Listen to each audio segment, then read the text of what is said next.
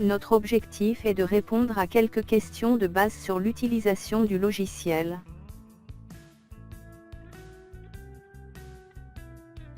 Quelle est la signification de 10, 20, 30? Guy Kawasaki a été l'un des premiers responsables marketing d'Apple en 1984. C'est lui qui a énoncé ces 3 règles.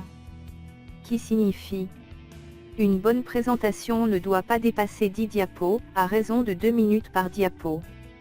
Donc 20 minutes au total. 30 est la taille de police de caractère minimale, pour garantir une bonne visibilité. Observez cette diapo. Comment numéroter les diapos? Dans le ruban Insertion, on clique sur la commande « En tête et pied de page ». Puis, dans la zone de dialogue, on couche la case numéro de page. On peut aussi insérer le nom de l'auteur, ou titre de la présentation, ou autre chose, comme pied de page. On clique sur le bouton « Appliquer » ou sur le bouton « Appliquer à toutes les diapos », selon le besoin. C'est quoi le mode trieuse de diapositives? On dispose de 3 modes, trieuse, normale, et diaporama. Le mode trieuse permet d'obtenir une vue d'ensemble des diapos, facilitant une éventuelle réorganisation des diapositives, et l'examen de l'enchaînement général de la présentation. Le mode normal permet la scénarisation, la création et la modification du contenu de chaque diapo.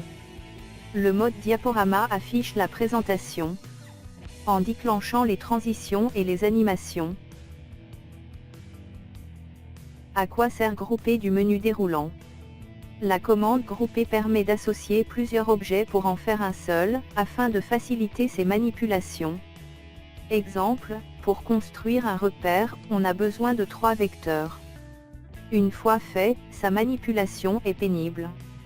On regroupe toutes ces composantes, pour qu'ils se comportent comme un seul objet.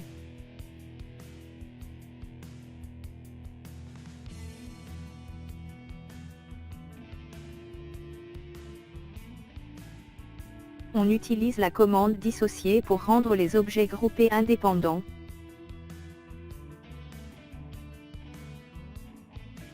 Dans ce deuxième exemple, on regroupe ces disques pour former un objet, symbolisant la cible.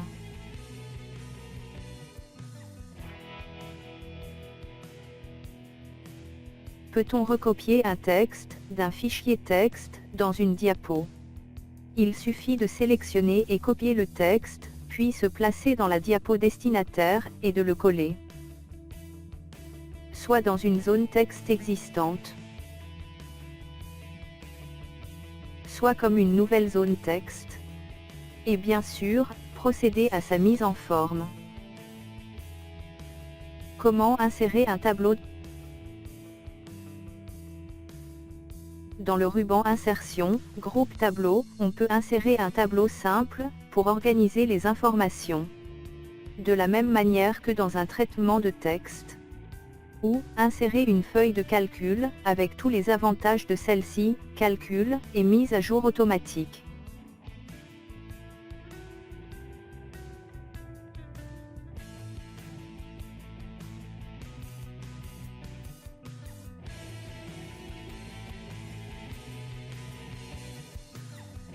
Comment créer un graphique dans une diapo? Dans le ruban Insertion, groupe Illustration, on choisit Graphique. Une feuille de calcul s'affiche, dont on introduit les quantités à représenter.